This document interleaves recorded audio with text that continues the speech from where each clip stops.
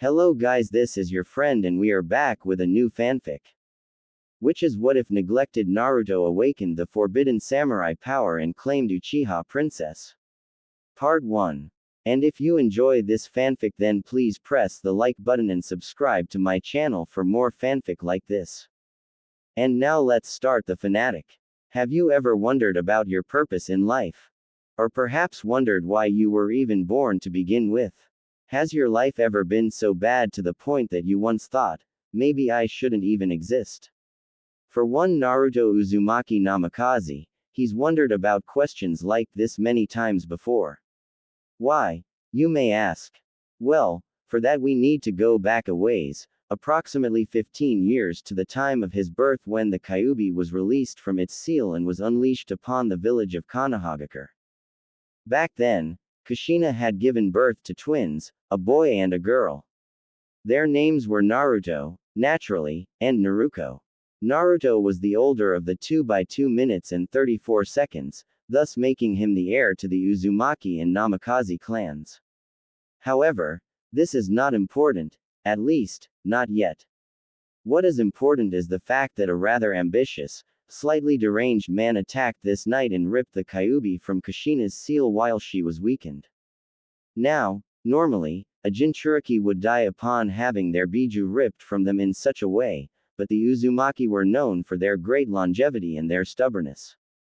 As a result of these two things, Kushina survived and was able to help her husband fight back the fox and therefore restrain it long enough for them to begin the sealing process. However, the Sandaime Hokage, Hiruzen Sarutobi, appeared and stopped them, offering to do the sealing in their stead. Reluctantly, the husband and wife pair let him, his argument winning them over in the end. After all, he was correct in the fact that they should be there for their newborn children. So, the great god of shinobi, as he was called, sealed the yang half of Kyuubi into dear Naruko and sealed the yin half and Kyuubi's soul into our blonde protagonist, Naruto Uzumaki Namikaze. Now, one would think it would be smart to keep such a thing silent and close to the chest so as to give them a chance at a normal childhood, wouldn't you? Well, the very next day, Minato Namikaze, as the brilliant Yondaime Hokage, announced to the village that his dear children housed the Kyuubi and explained that Naruto now housed the soul of the Kyuubi, thus painting a huge target on his back, much to Kushina's anger. She had argued against this decision vehemently, but her idiotic, idealistic husband had believed that his villagers would see their children as the heroes they were. She knew otherwise, however, and she was prepared for what was to come. Which is why Minato had to go without for a good few years, much to his consternation. It didn't help that she made him sleep on the couch for that entire time either, which really wasn't helping his mood any. Fast forward to Naruto and Naruko's second year at the academy. By this point in time, Naruto had grown quite used to the beatings he would receive from the villagers. He was also quite used to his father pardoning them, believing them to be innocent of such acts of violence, despite the claims of ninjas such as Anko Mitarashi, Ibiki Morino, Sum Inuzuka, Inoichi Yamanaka, and others who had caught the perpetrators red-handed. In fact, Minato even threatened to punish his ninja if they were to continue with their lies, and they were each forced to leave things be or else face judgment at the hands of their Hokage. Still, the ninjas that saw Naruto for what he was did everything they could for young Naruto Uzumaki Namikaze. They protected him when they could. They fed him when they found out he wasn't being fed at home. They took the time to train him in whatever they could since he wasn't getting any training at home. Overall, they did what they could for him. Ah yes, his home life. The neglect. His mother and sister were always kind to him, but there were times they were surprisingly forgetful of him. Naruto could tell that something was going on with them, something that was making them forget about him, but he wasn't skilled enough yet to figure out what exactly that was. Minato, on the other hand, oh, he was a rotten scumbag of a father. Minato feigned he cared about his son in front of others, but in truth, he treated Naruto like he was trash. He would constantly degrade Naruto and put him down for the simplest of reasons. The bastard refused to train Naruto and refused to allow Kushina to train him either, telling her that Naruto wasn't worth their time. And when Naruto asked if Naruto could train with her, Minato said that he wouldn't allow Naruto to taint her by being allowed to train beside her. It was always one thing or another with him. But the day we're meant to focus on now is the day of their 10th birthday. They had just returned home from the academy and all their friends. Well, Naruto's friends were there. Naruto didn't have any friends his own age, unfortunately. He simply hadn't been able to make any.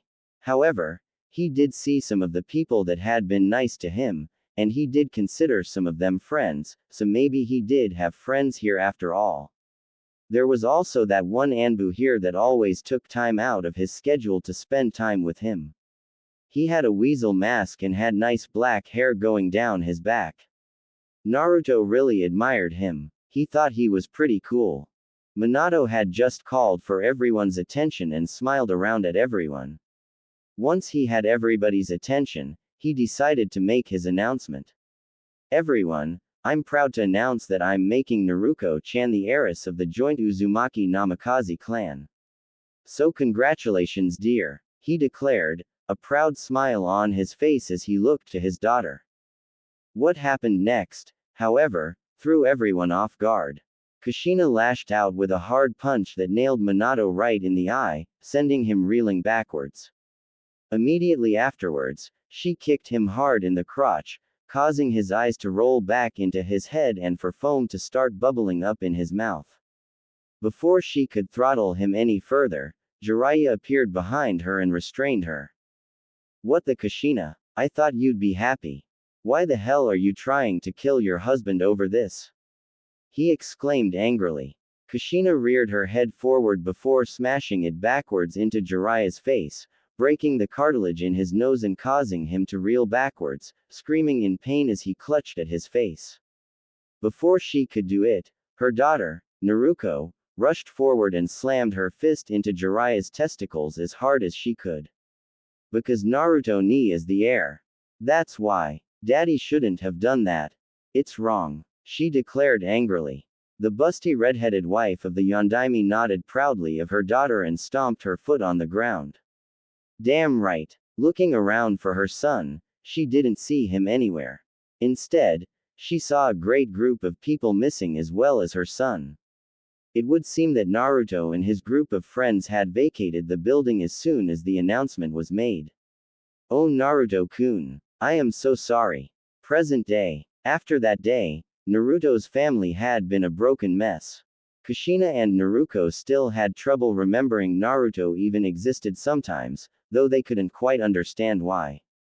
Naruto had his suspicions, and he was pretty certain it was because Minato had done something to them. If his guess was right, it was by means of a seal he and his sensei, Jiraiya, had likely come up with. His only problem was figuring out where the seal was and how to undo it. Naruto had decided that, after graduation, he would move out of this house and find a nice apartment to live in. Or, more than likely, he'd take that Anko lady up on her offer and move in with her. She was a nice enough person and he'd be happy enough to live with her for a while. Right now, the young blonde was watching his parents as they trained his red-headed twin sister in the backyard from within his room. He didn't much care anymore what they did. But, he did take note of what they trained her in and made use of whatever he could for his own training if he thought it would be useful for him. Hey, a shinobi uses anything they can to their advantage. What he noticed most these days, however, was that Minato and Kushina barely talked to each other. His mother had yet to forgive Minato for all the wrongs he had done, and Minato had never put forth the effort to so much as apologize for any of it. After all, he believed he was in the right. He was of the belief that he could do no wrong, and therefore should not have to apologize. Ever. Meanwhile, his sister wanted to show love and support for both of her parents, but something about Minato just rubbed her the wrong way. Still, she would accept his training, because she wanted to get stronger. She wanted to be strong enough to ensure that no harm ever came to her precious ones or to the village she so dearly loved. Naruto, however, he cared absolutely nothing for the village. It was just a place he lived in and he would probably just watch and laugh as it burned. However, he had people that he loved here in the village and he'd be damned before he watched any of them be hurt. So therein lay the conflict. To protect his precious people, he'd have to protect the village and its people as well, despite everything they had done to him. But, if he were to let the enemy simply raze the village and destroy its people, he'd run the risk of his precious people coming to harm in the process. Quite the quandary, wouldn't you agree? As soon as his family had finished training, Naruto put away his notes and went about getting ready for the day. They had to get to the academy after all. It was their last year and he had no intentions of failing the final exam coming up in a couple of weeks.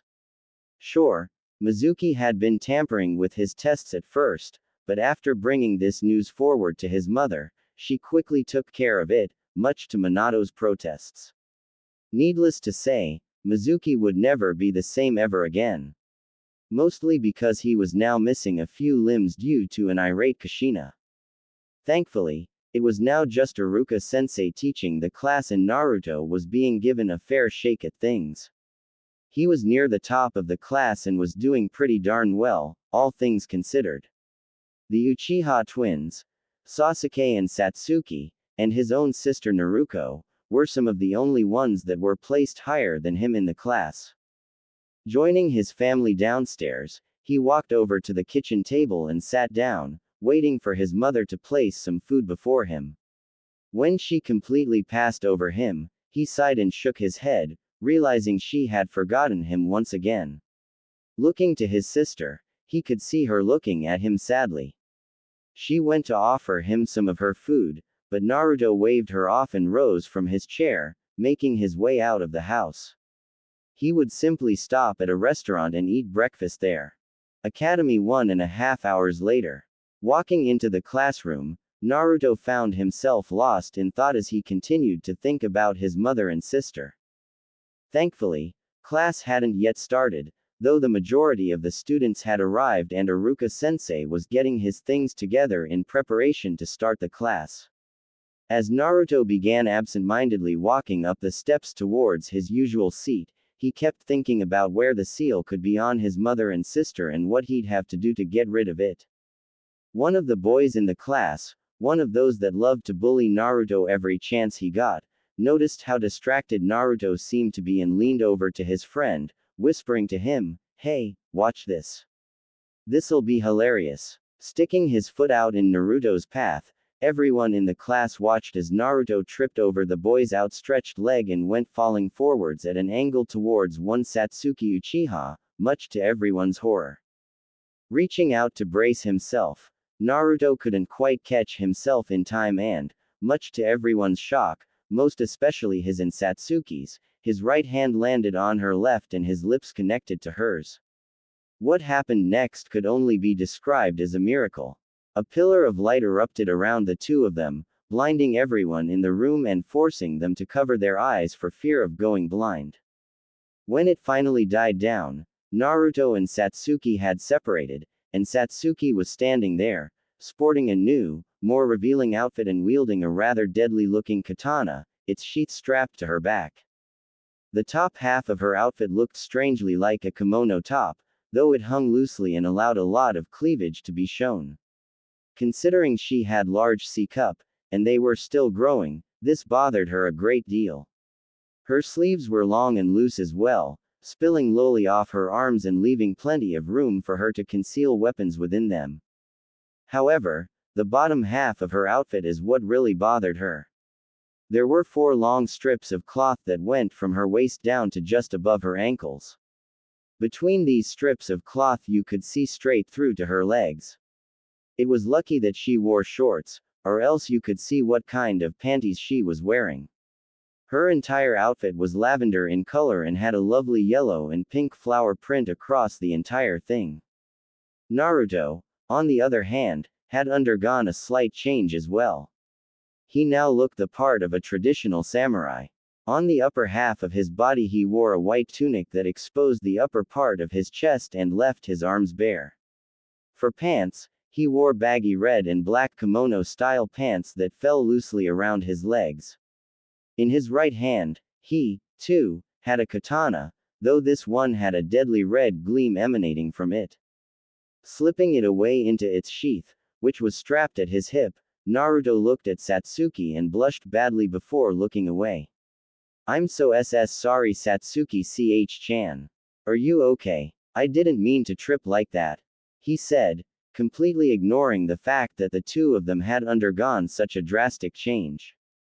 Satsuki was looking herself over before looking at Naruto upon hearing the sound of his voice. For a moment she blushed at how he now looked before she quickly shook her head and pointed at him accusingly. What the hell did you just do to us? I mean, look at us," she shouted out. And, that was my first kiss. And now, grabbing Naruto by the front of his tunic, she pulled him in close so his face was nearly touching hers and she growled at him. "Now we have to get married, you stupid jerk." Everyone's eyes went wide at this proclamation and Satsuki's fans screamed out, "What?" While Naruto was sweating nervously and quickly shook his head. What the heck do you mean get married? I'm not ready for that. And we barely even know each other. Isn't this rushing things a little? Satsuki blushed worse and released Naruto before she looked down and shuffled her feet. Mom says that you're only supposed to kiss someone if you're dating them or planning to marry them. But, father says that if you let someone touch you there, you have to marry that person. Mom said that you should only do that with someone you're planning to marry. So, there you have it. We have to get married. Thanks a lot, Naruto. Sasuke was seething at this point.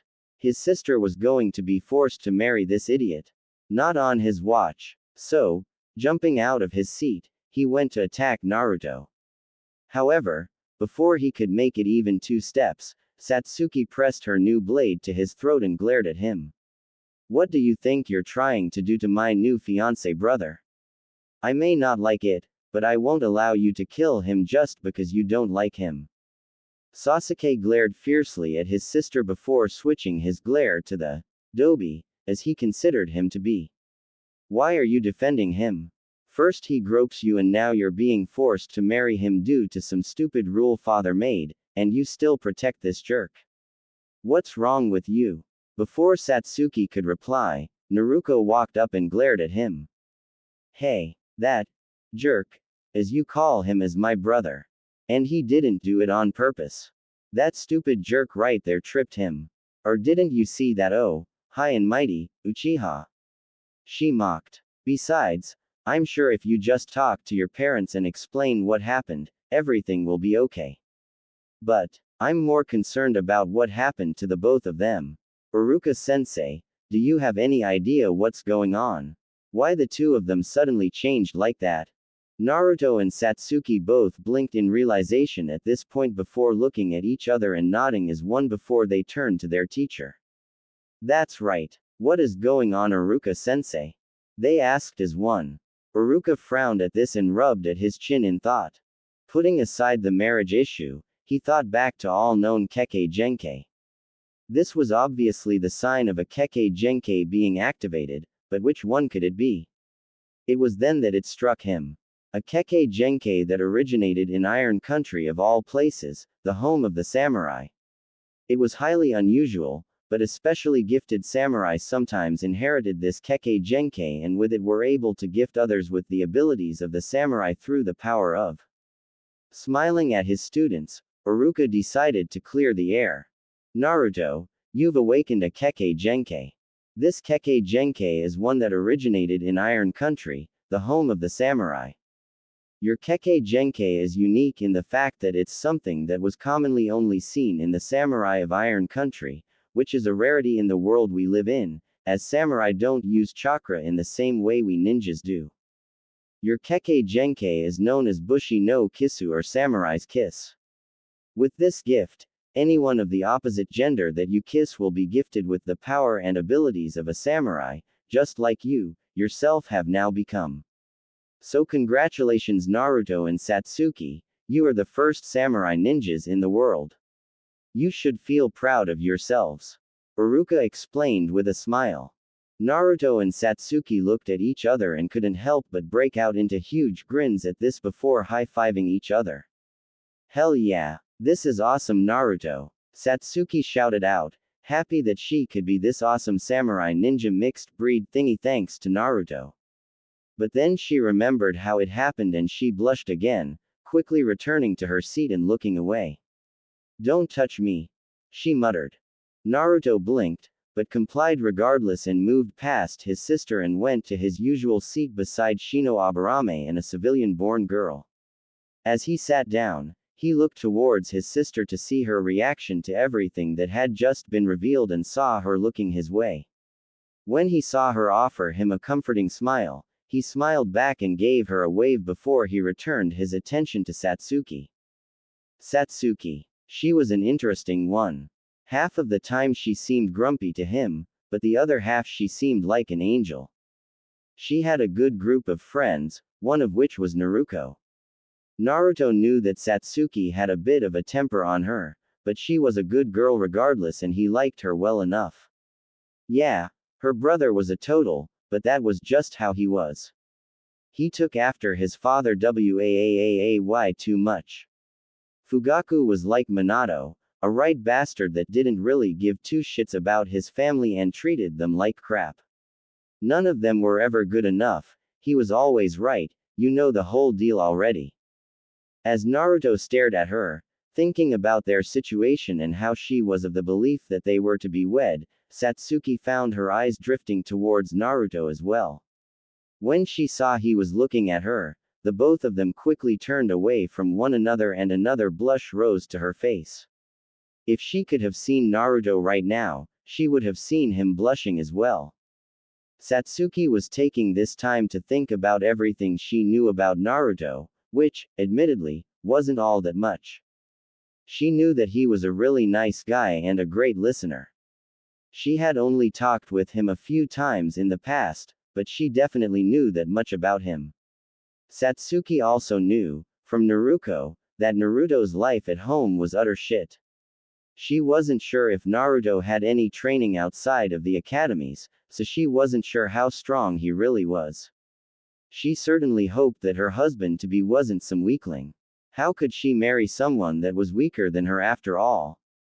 Sighing to herself, she thought about how well he did in the academy and knew that he was at least smart and skilled with shuriken and kunai, so he had that much going for him at least. When she got a good look at him earlier in his samurai garb, she could see that he was certainly handsome. Thinking about it got her blushing again and even got her to giggle a little, much to her brother's horror. After a moment, Uruka finally shouted out, "Okay, enough of this. Naruto, Satsuki, pay attention or I'll have you two serving detention after class." Upon seeing he now had their attention, he smiled kindly at them and nodded his head once in satisfaction. Good. Now let's begin. Later that night, Uchiha compound, clan head's house. After the academy was over, Satsuki had pulled Naruto aside and invited him to come over to her home later that night. He was also told to bring his family if he wanted. Naruto, already having an idea of what this was about, and having a feeling of utter dread in the pit of his stomach, decided to invite both his mother and his sister, Naruko, to join him at the Uchiha clan head's house. There was absolutely no way in hell he was bringing his father along. So, here they were, sitting, Naruto, Kushina, and Naruko, sitting at the table with Fugaku, Makoto, Itachi, Sasuke, and Satsuki. Everyone was dressed in their nicest outfits befitting such an event, but Fugaku was glaring at Naruto the entire time, as if he was filth that had no place being in his home. Finally, after a while, tired of all the glaring, Naruto decided to get to the matter at hand and spoke up after swallowing a small helping of rice. "Forgive me if I'm wrong, but I believe I was invited over because of what transpired earlier today. Am I correct in thinking this?" he queried, hoping to get this topic moving along. Before Fugaku could say anything rude or disrespectful, Makoto piped up. Why yes, you are Naruto-kun, she said, a kind, happy smile on her face. Don't worry, I'm not upset with you. What happened was an accident and we all understand that. Don't we, dear? She stressed before leveling Fugaku with her deadliest glare. Fugaku, ignoring his wife's glare, glared harder at Naruto and pointed towards the door. You are filth, and my daughter had no right to bring the likes of you into my home. Even worse, she let you lay your hands upon her. She's proven herself to be nothing more than a filthy whore. She should just leave with you. He shouted out furiously. Kushina's hair began to flail about in 9 separate tails as she slowly rose to her feet. She was furious about what this man, no, this monster had just said about not just her precious Naruto-kun, but about his own daughter. Makoto was no better. She had withdrawn a kunai from within her sleeve and was prepared to stab it into her husband's jugular vein because of what she had just heard spew forth from his mouth. Sasuke, however, he snorted and nodded in agreement. I agree, father. It was foolish. He said aloud, his arms folded across his chest and his eyes closed. He had an arrogant smirk on his face too. Itachi could only sigh at this and slammed his fist into the back of his brother's head, causing his face to go plummeting into his plate of food. That was for being an idiot, dear brother. He said, dear, coming out sarcastically. You shouldn't talk about your sister that way. Besides, father is in the wrong here. It's just a shame you take after him so much. Makoto looked at her son in a mixture of shock and horror at the fact that he dared to agree with her monster of a husband. It was at this point that she saw the tears trickling down her beloved daughter's face. Quickly rushing around the table to get to her daughter, she pulled her into a hug and began to pepper her face with kisses. Oh honey, don't listen to them. Itachi and I aren't angry with you or upset by what happened.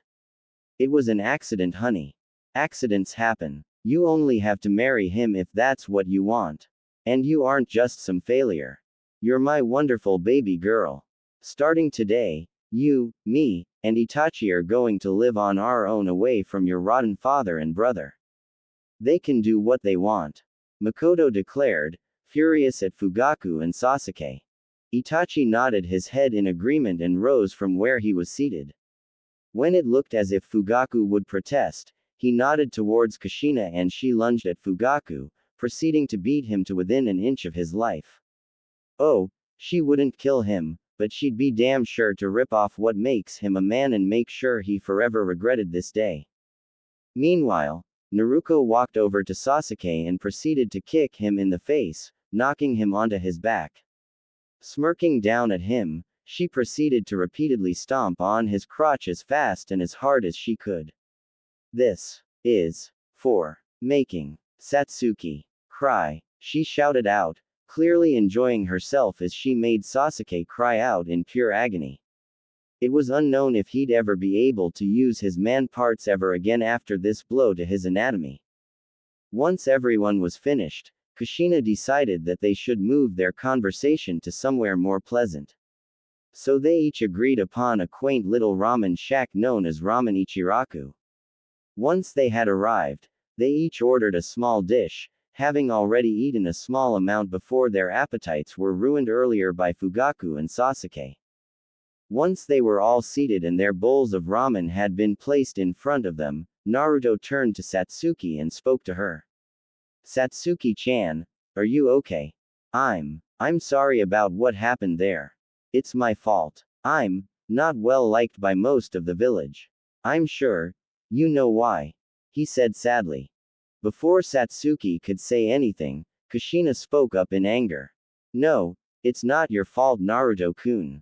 It's your father's fault. If he hadn't told the entire village about you housing the soul of the Kyuubi, people wouldn't be treating you like you're the damn fox itself.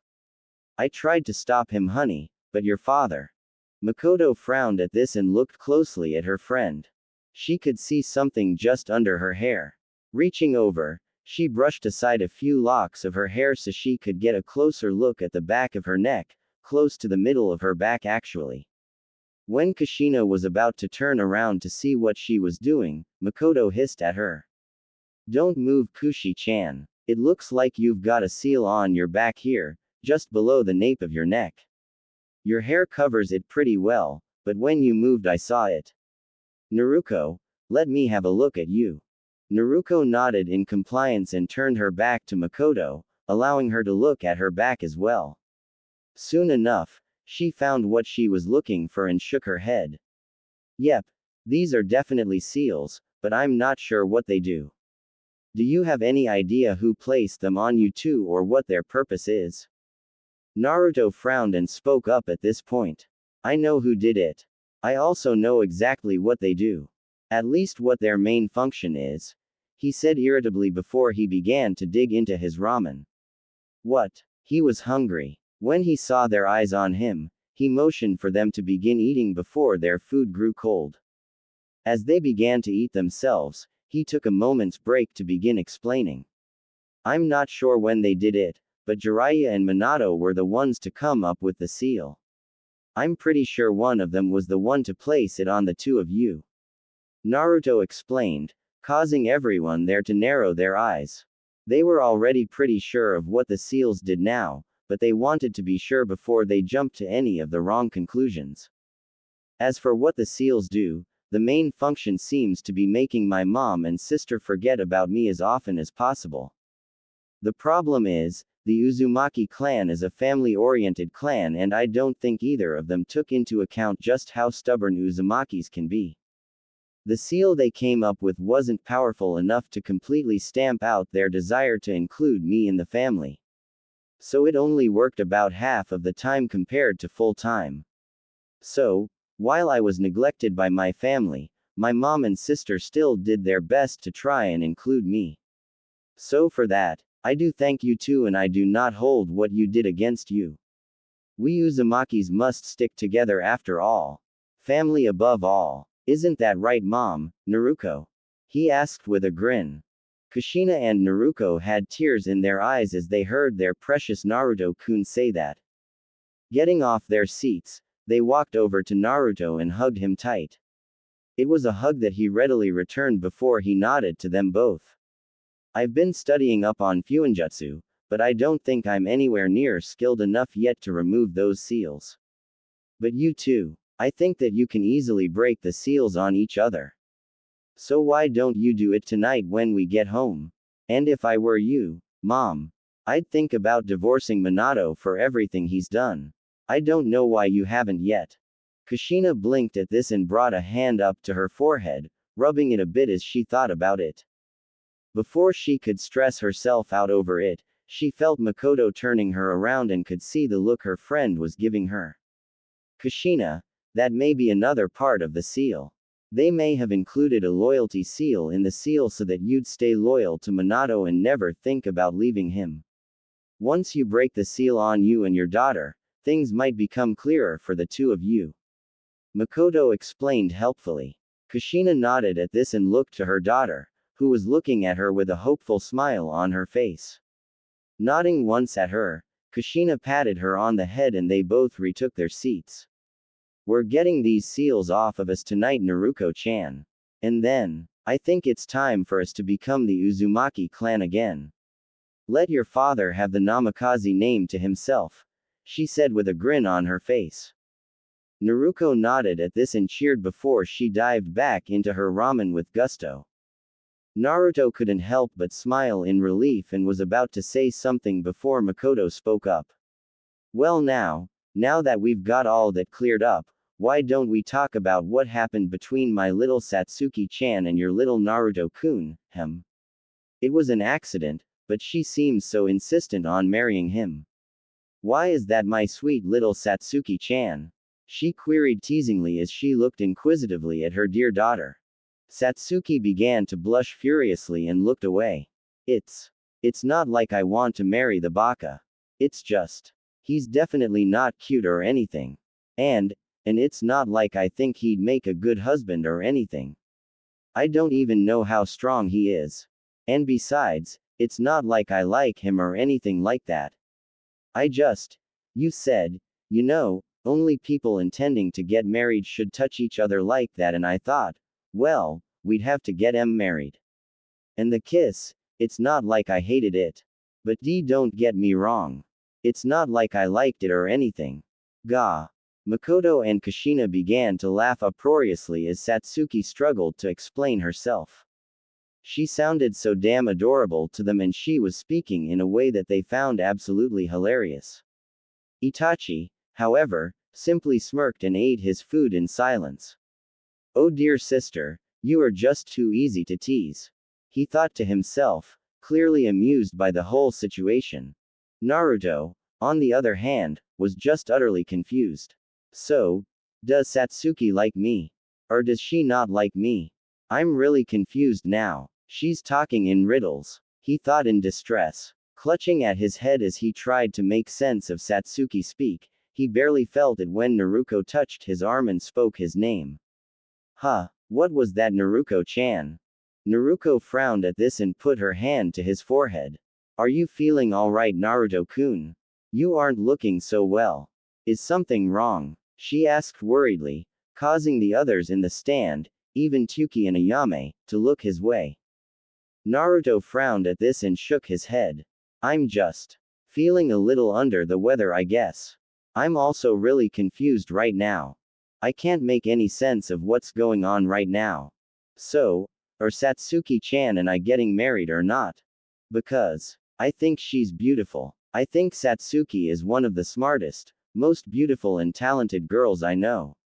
She's also kind and thoughtful, and, well, if I had to marry anyone, I can't really think of anyone better. But, if this is happening, I'd really like for us to get to know each other better first, as it wouldn't be fair for either of us to just be married off to one another without knowing anything about one another, he explained passionately.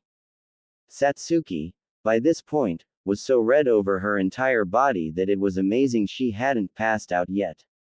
Kushina and Makoto were practically swooning. They thought what he said was that damn sweet.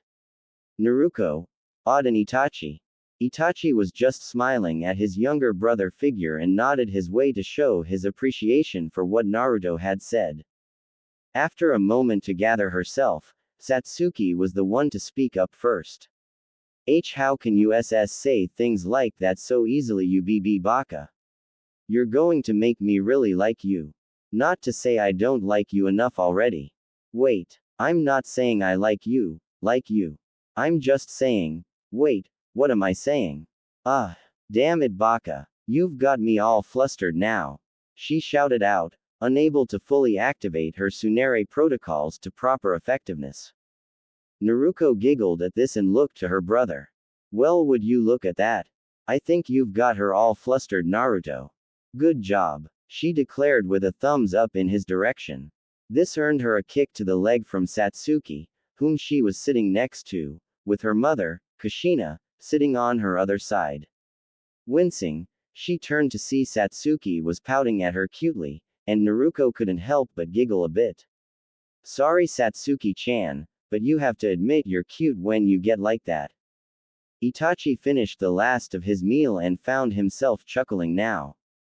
Calm yourself, Satsuki-chan. He spoke after he got himself under control. Naruto-kun, what you said was very kind and very thoughtful as well. You are quite right. The two of you should focus on getting to know one another before you so much as think about getting married. Satsuki-chan, don't rush into this and spend some time in Naruto's company. Get to know him as a person and not just as your first crush. Sure, you may like him now, but what if you don't feel the same in the near or distant future? See how you feel after you spend time in each other's company and get used to one another's presence in your lives. Only by doing that can you truly determine the extent of your feelings for one another. Itachi explained calmly. Makoto smiled at her son and nodded in agreement with him. Itachi-kun's right. You two should listen to him. As much as Kushi-chan and I would love to see some beautiful black-eyed blondes and blue-eyed black-haired younglings in the future, we aren't going to push you two into a relationship if it turns out the two of you don't want it, she said, smiling sweetly at the two 15-year-olds. Thanking Makoto for her understanding, the pair looked at one another and blushed a bit before they went back to their meals and eating in silence. A short while later, after everyone had finished, Kushina decided to pose a question that was on the Uzumaki family's minds. So, Makoto-chan, where are you three going to live now? Makoto sighed and shook her head. We'll just move into a house of our own in the Uchiha compound. Fugaku's not going to exile us from the Uchiha clan, he's too stupid and too prideful in the Sharingan to let us go that easily. It's not like he'd be willing to let another clan or even some civilian family lay claim to those of us with the Sharingan. Just thinking about his bullshit is giving me a headache, she said with a sigh. Itachi frowned and placed a hand on his mother's shoulder before he offered Kushina a smile.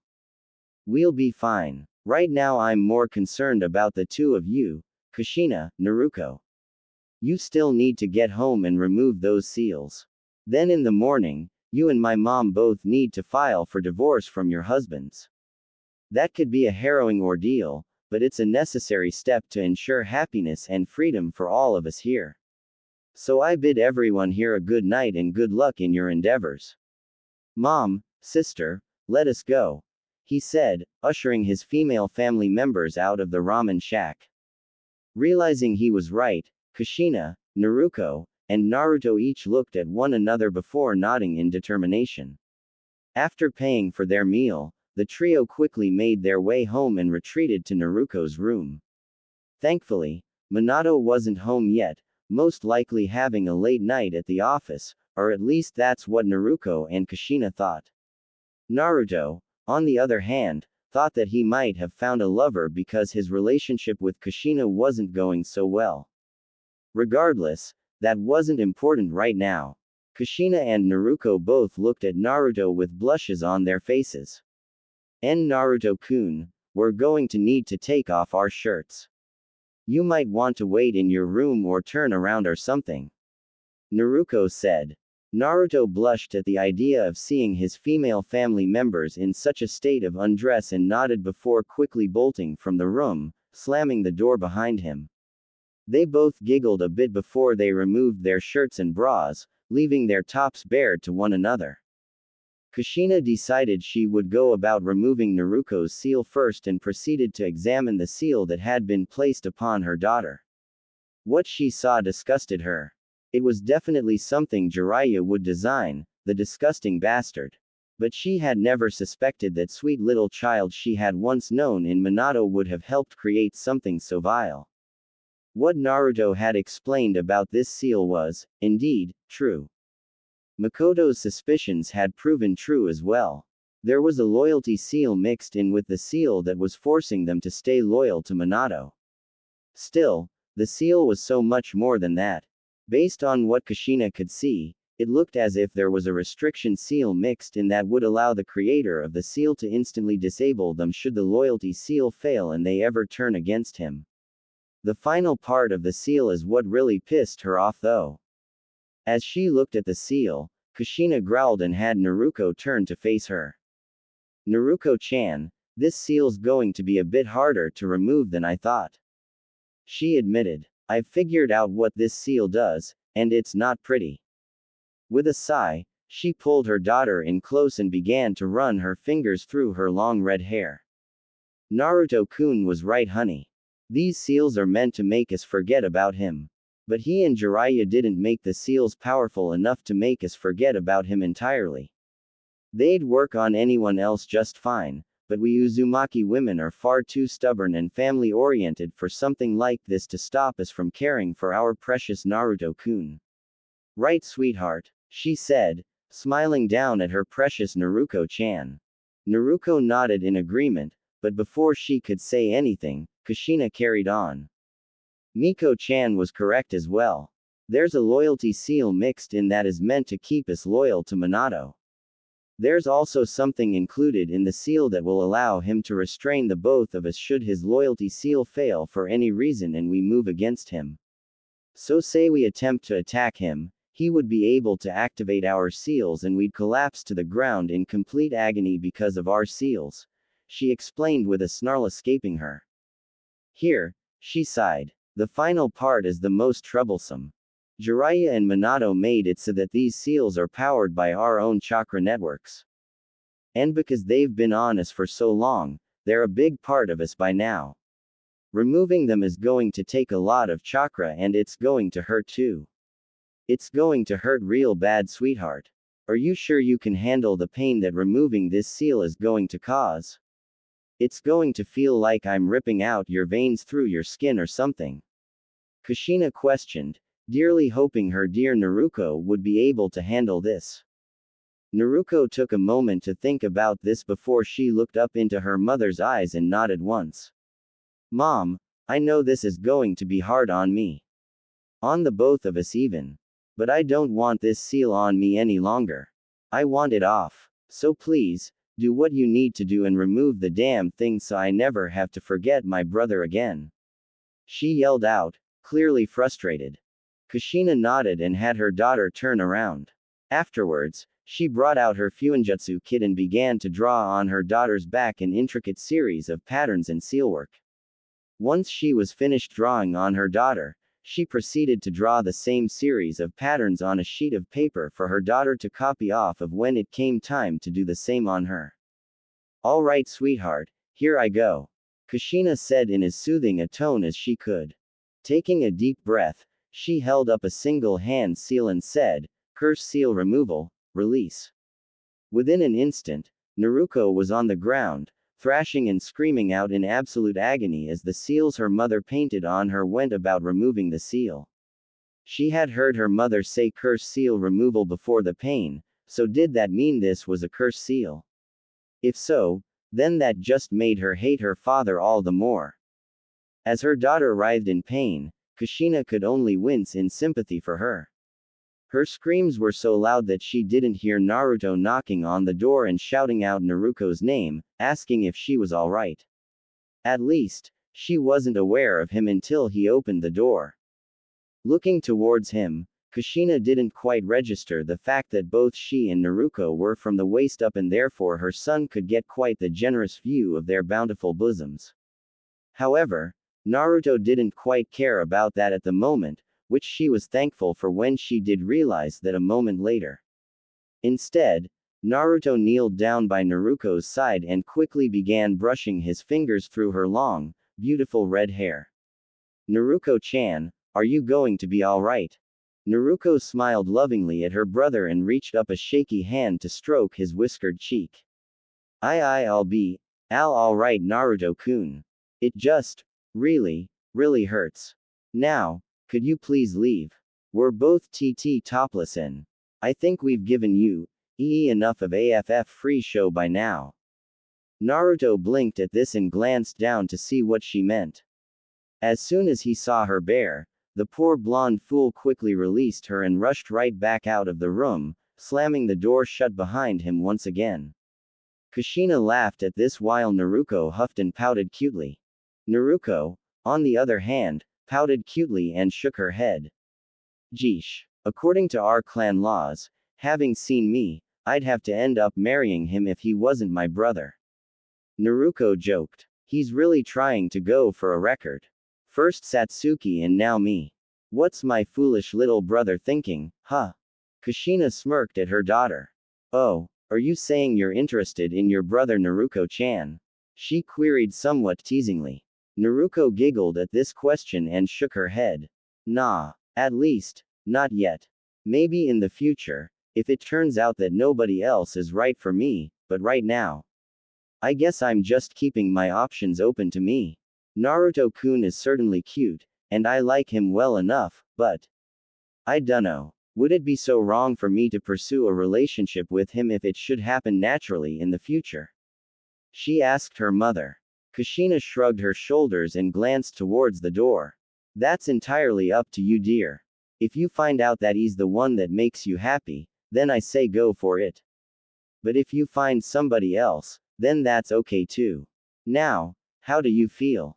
Naruto sat up and stretched her arms above her head, doing wonderful things for her, and sighed in relief as she managed to pop some kinks out of her back. Lowering her arms, she looked into her mother's eyes and smiled. I feel a lot better. It feels like my chakras flowing properly now for one thing. On top of that, all I feel for Minato now is pure and utter hatred. I don't feel any of that false love I had for him before. Now I just want to smash his balls so hard they fly up into his eye sockets. Finally, I don't feel like I'll forget Naruto-kun ever again.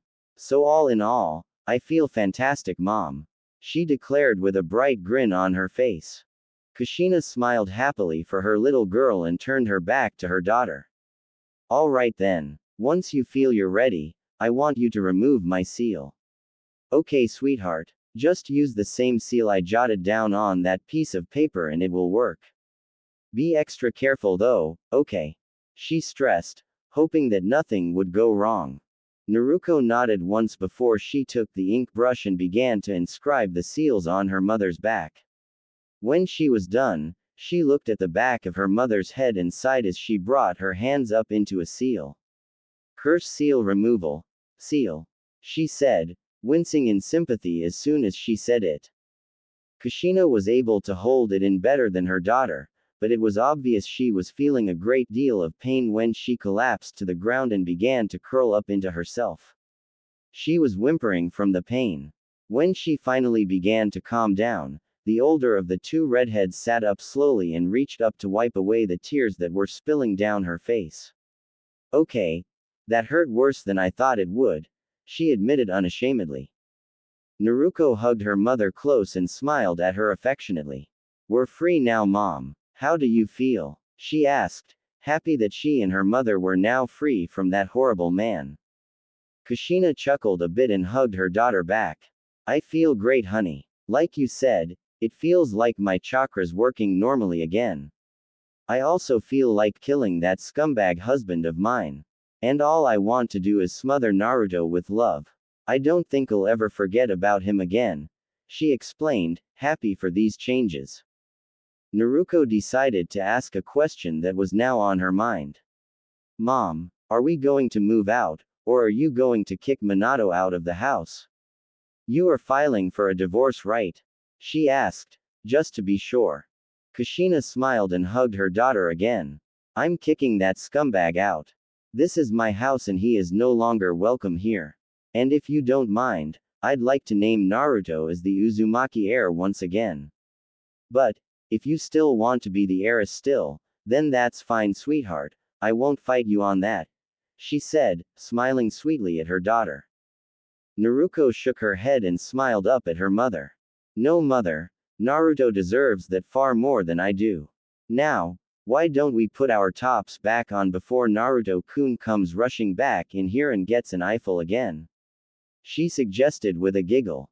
The violet-eyed beauty that was Kushina quickly nodded in agreement and slipped on her bra and shirt once again, with Naruto doing the same before they both vacated the room and smiled at Naruto. When he looked at them expectantly, Kushina spoke up. The seals are gone, Naruto-kun.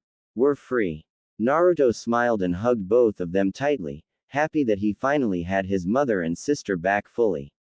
However, their happy moment was cut short when Minato entered the house and called out to the happy family that he was home. Scowling at this, the group of three made their way downstairs to confront him. When Minato saw them enter the living area, he narrowed his eyes at them, already sensing that something wasn't right. Kushina, what's going on? He demanded. Kushina glared at him and pointed her finger towards the door. Minato, we found the seals. More importantly, we've removed them. You won't be controlling us any longer. In the morning, I'm filing for divorce. And right now, I'm kicking you out of the house. You can pack your things, but then I want you out of my house. If you refuse to comply to my wishes, I'll force you out. And trust me, as strong as you are, I'm stronger. Minato growled at this and clenched his fists at his sides. He knew her words to be true. Minato had never been able to take his wife in a fight. With a heavy sigh, he walked past her and went to go pack his things. You're going to regret this, Kushina. He promised. Glaring at him, Kushina reached out and grabbed him by the arm. Don't threaten me, Minato. If you dare to try and harm me or my family ever again, I will end you. Now hurry up, pack your shit, and get the hell out of my home. Nodding his head, Minato went to their room and began to pack up his things before going towards the room where they kept their scrolls and books on techniques and the history of their clans and other such things. At first he was going to take far more than just what belonged to his clan, but he saw his family waiting there for him already. It would seem that they had already guessed his intentions and were here to make sure he didn't take more than what he was meant to. With a growl, the Yondaime Hokage packed up what was his and left the room before making his way to the front door. Without saying a word, he sent one last glare towards Naruto as if to say, "This is all your fault," and left the house. As soon as he was gone, the family of three turned and smiled at one another before they eventually decided to turn in for the night. After all, they had a big day tomorrow. As he went to his room, Naruto couldn't help but smile to himself. Today had been a rather interesting day for him. First he had awakened a new Kekkei Genkai, earned himself a new fiancé and friend in Satsuki, and now he had his family back. Sure, there were some bad things that happened, but overall today was a pretty productive day. It was also a very interesting day. As he laid down to go to sleep, now in his nightwear, he couldn't help but think back to Satsuki and how cute she was. Still, he just couldn't make sense of her behavior or the way she talked. Did she like him or didn't she? It was really confusing. Oh well, he'd figure it out later. For now, he would just sleep and prepare himself for tomorrow. After all, tomorrow would be the start of a new life. A life without Minato plaguing his family. A day of new beginnings. And he just couldn't wait. When Naruto awoke the next morning, he couldn't help but smile to himself. He had slept most pleasantly and had the most wonderful dreams, though he couldn't remember much about them. Rolling over, he tried to stretch out, but found that his left arm wouldn't budge, much to his confusion. Slowly blinking open his eyes, he peered into the mischievous eyes of his sister and saw her grinning at him deviously. "Good morning, big brother. 'Bout time you woke up," she exclaimed joyfully before leaning in and pecking him on the nose. "You slept like a log. You must have been dead tired. You never even noticed when I snuck in here and cuddled up next to you to sleep beside you last night," she said with a giggle. Blushing slightly, Naruto couldn't help but look down and noticed that his sister was in a loose nightgown that was revealing a generous portion of her cleavage, and he wasn't sure if she was wearing panties underneath it or not. He certainly hoped she was. Naruto, as if sensing his thoughts, giggled and poked his nose. "Boop. You've got a dirty mind, big brother," she said before she released his arm and hopped off his bed. Doing a twirl, she skipped to his door and turned around to face him once more. "Mom's waiting for us downstairs. She's cooking breakfast right now, so you should go ahead and wash up. I'll be waiting for ya downstairs, Naruto-kun," she declared before leaving his room. Blinking for a moment longer, Naruto shook the cobwebs out of his head and slowly threw off his blankets before climbing out of bed, clad in only a pair of boxers that he slept in throughout the night. Yawning, he stretched his arms out over his head until he felt a satisfying pop in his back and let out a groan in contentment.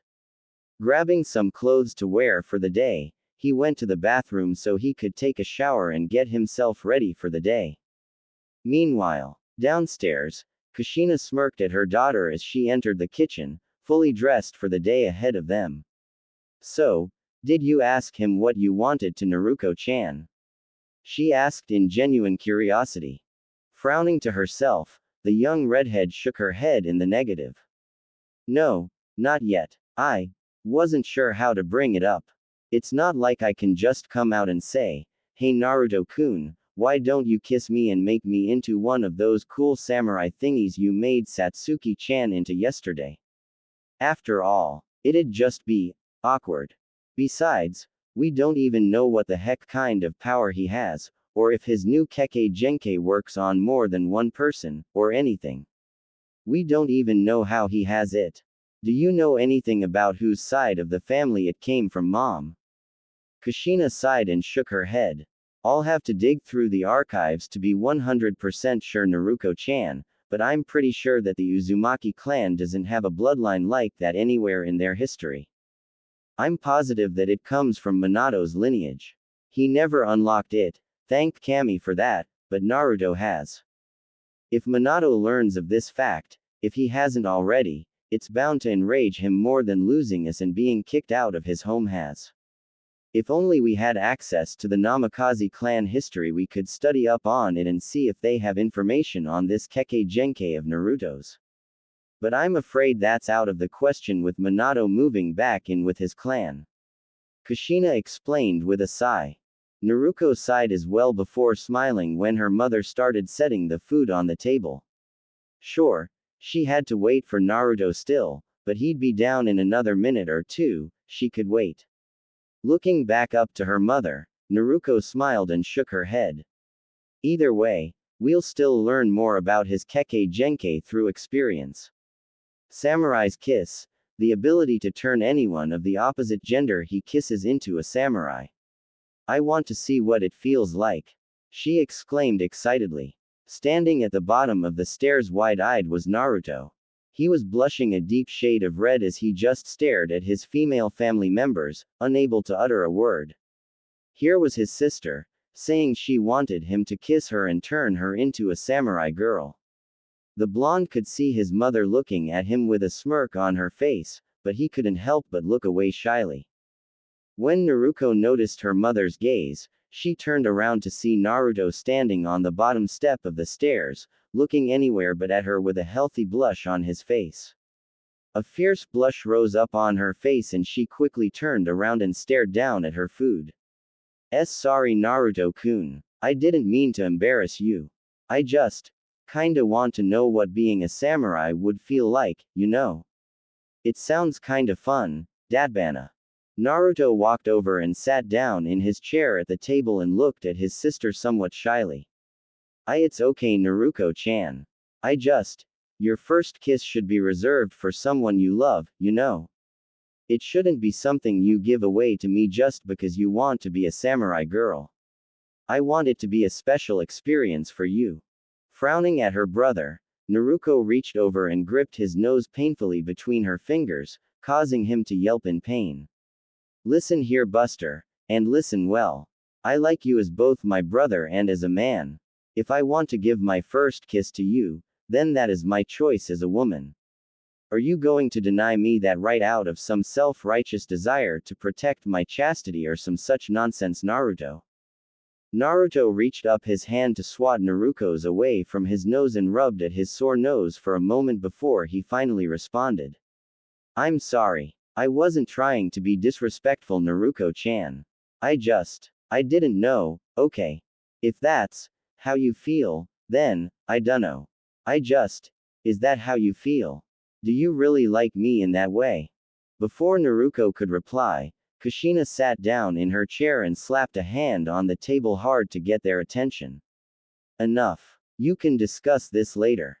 Eat before your food goes cold, she demanded before she began to dig in. After a moment, she paused in her own endeavor to eat her meal before smirking at Naruto. And for your information, if she didn't like you, I doubt she would have crawled into your bed at night to snuggle with you, she teased with a smirk before she resumed eating. Blushing at this, the both of them ducked their heads down before simply digging into their meals with renewed gusto, choosing to simply remain silent, trying not to let their mother's teasing get to them. Later, the Uzumaki trio were currently on their way to meet with Makoto and her children as the Uzumakis had the plan to go together with them to file for their divorces. Along the way, Naruto and Naruko were having a hard time so much as looking at one another, let alone trying to hold a conversation. Kushina, finally having enough of it, looked back at her children and thwacked them both atop their heads. All right, the both of you. Enough of the silent treatment. Naruko, you need to talk your feelings out with your brother. Naruto, you need to talk about this whole samurai kiss business with your sister. But you both need to realize that before you decide on anything, you need to talk to Satsuki. She is Naruto's girlfriend first and she has the final say in all of this. So no matter what you decide, just remember that she gets to decide your fate in this matter, Kushina stated with a sly grin. Naruto froze in place and flinched slightly almost as if struck with something.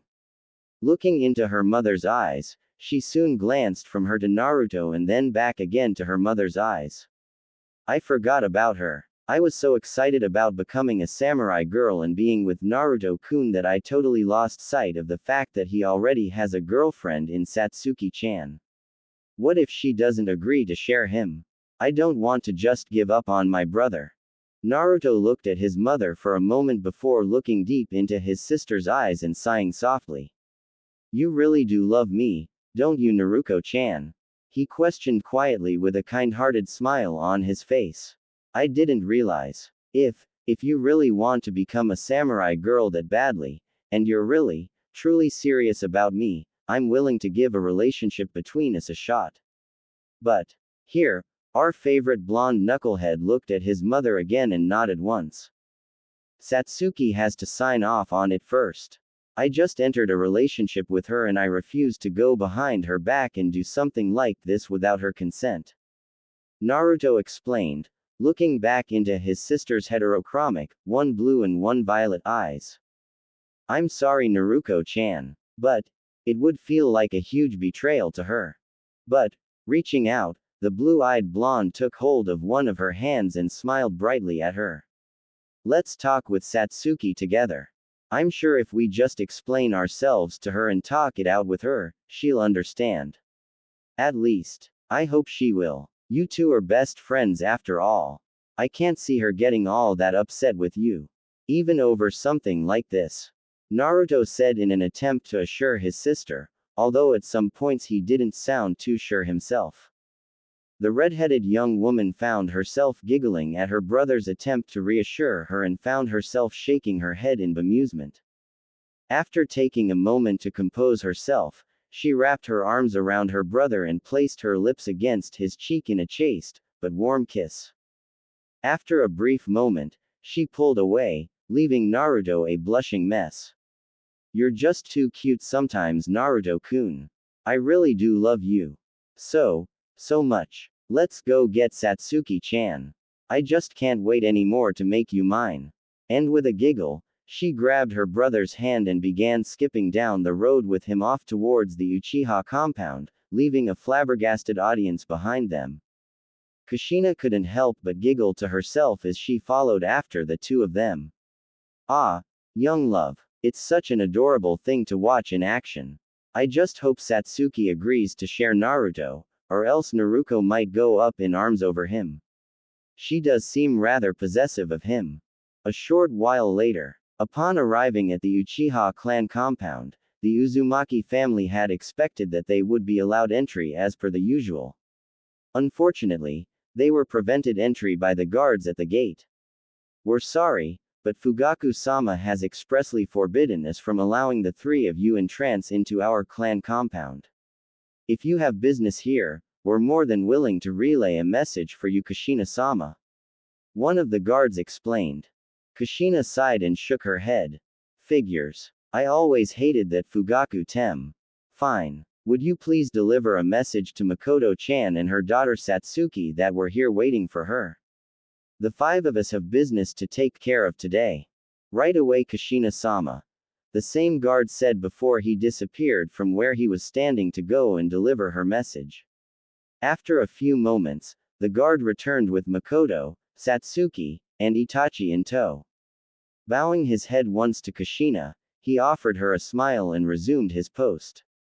Upon spotting Naruto, Satsuki rushed over and threw her arms around him, hugging him tight. After a moment, however, she realized what she was doing and quickly backed away with a blush on her face, turning away from him and saying, "What do you think you're doing, Baka? Don't just hug me like that so suddenly. You'll embarrass me." Naruto blinked and looked at Naruto for a moment before looking back at Satsuki. "But you're the one who hugged me. I'm so confused right now." Blushing even more, Satsuki turned around and poked Naruto in the chest somewhat roughly. Shut up, Baka. I did not. You're imagining things, she shouted out in frustration. After a moment, however, she blushed fiercer and grabbed Naruto's cheeks before pulling him into a fierce kiss. When she pulled back, she looked away and mumbled out, "And I didn't just do that either. I just, I felt like it. Okay. Leave me alone." Naruto gained swirly eyes at this point and clutched the sides of his head, unable to gain a grasp on the situation at all. The blush on his face was prominent, however, as he did rather enjoy the kiss. Just what the hell is going on? While Makoto and Kushina laughed at what was taking place, Naruko looked on jealously for a moment before she released a frustrated sigh and grabbed her best friend by the hand. "Come on, Satsuki-chan, we need to go and have a talk. Away from everyone else. And since you've essentially just killed my brother's brain, it's obvious he won't be any good in a conversation with us right now, otherwise I'd bring him along to chat with us." Sighing again, the beautiful teenage redhead dragged her friend off to go and talk in private while Kushina and Makoto watched on with matching grins, both having a fair idea of what was going to be discussed between them. Looking at her son, Kushina offered him a kind smile and patted him gently on the head. "Naruto, Makoto and I are going to go with Itachi to file for our divorces. You wait here for Naruko and Satsuki to finish having their talk. Once they come back, get to the academy. I won't have the three of you being late just because you felt you had something more important to do than be in class. Now bye-bye, Naruto-kun." And with that, the beautiful redhead leaned down and placed a soft kiss atop her son's head before she, her best friend, and Itachi Uchiha walked off towards the Hokage Tower to meet with Minato about the divorces. Once left alone, Naruto sighed and looked skyward. "Great. Now what do I do? I hate being left on my own in this wretched village.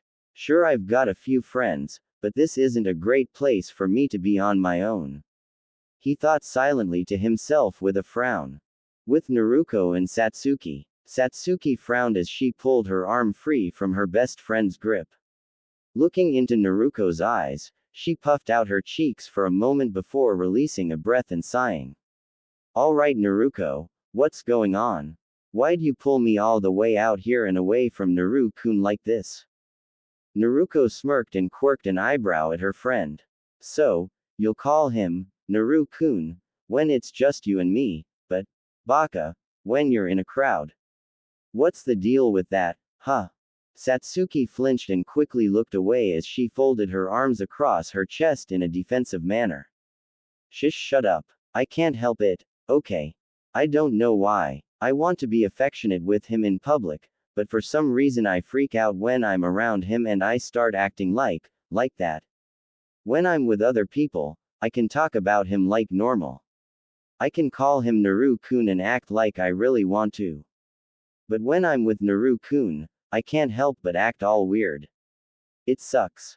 The 15-year-old redhead giggled and nodded her head in understanding. "I see. Well, just try to take a few deep breaths and calm yourself before you say anything to him or act or anything, okay? You're going to end up hurting him if you keep this up.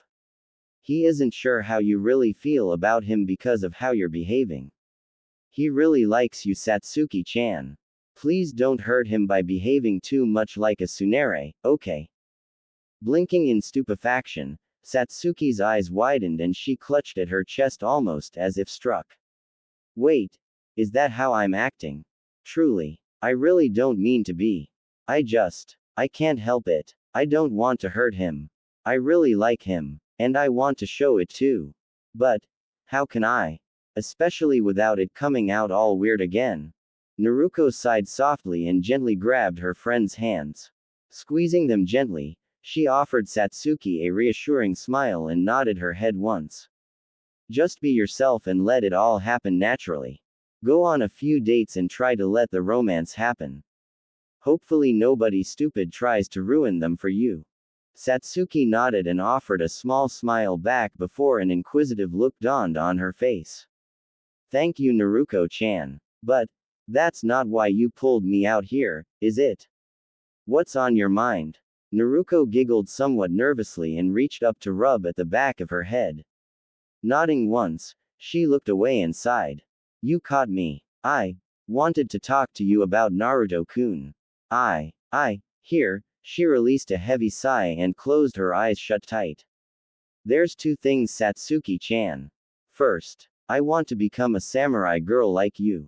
Second, I'm in love with my brother too. I want to be with him just like you are. I want you to share him with me. Please.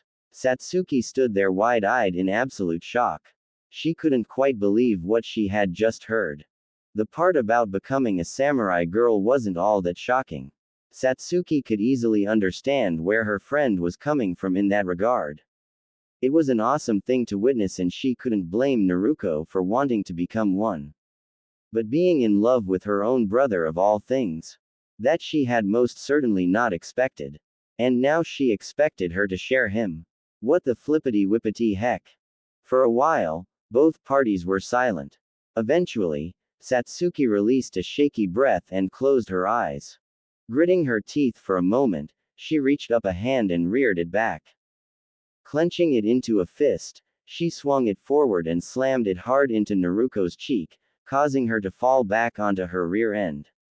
Rubbing her sore fist, Satsuki released a shaky breath and glared down at Naruko. Don't get up. Just sit there and listen to me. Okay, Naruko-chan. I love you and I want you to just hear me out. I promise I'm not mad at you. I just really needed to hit you right then. Please try to understand. Before Naruko could say anything in response, the beautiful raven-haired young woman held up her hand and cut her off. Don't interrupt, please. I need to get this all off my chest. Releasing a sigh, the young Uchiha closed her eyes and clenched her fists tight. You're asking me to share my first and only boyfriend I've ever had. And if I have anything to say about it, he's the only one I will ever have. That's a hard thing to process for me. But I love you, Naruko, and you're very dear to me. And if I had to share him with anyone, it would be you. But there's a problem. When Naruko looked about to speak, Satsuki hushed her up again and narrowed her eyes. I said no interruptions. Now, the problem is this. Naruto's the last male Uzumaki. Chances are that he'll need to take multiple wives to restore the Uzumaki clan anyways. There's only 3 of you left in the village, and now that Minato's been removed from your clan. Naruko's eyes widened in realization and she nodded once, quickly coming to the same conclusion her friend had. Satsuki sighed and shook her head. Yes, poor Naru-kun is going to need to take multiple wives whether he likes it or not. But here's the deal I'm going to propose to you, Naruko-chan. You and I will decide who gets to join our family. I'm going to marry him someday. You're going to marry him someday. That's already been decided. But anyone else will just have to get in line and will have to prove themselves. But I have some rules I'm going to set forth for you too. Okay, are you willing to hear me out? The blue and violet-eyed redhead nodded and smiled at her friend. Of course I'll hear you out. You're willing to share Naruto-kun with me. I'll do anything if it means I can be with him. She quickly agreed. The black-eyed Uchiha folded her arms under her and pushed them up a little as she stood a little prouder, facing her best friend with a somewhat smug grin on her face. Glad to hear it. My conditions are this.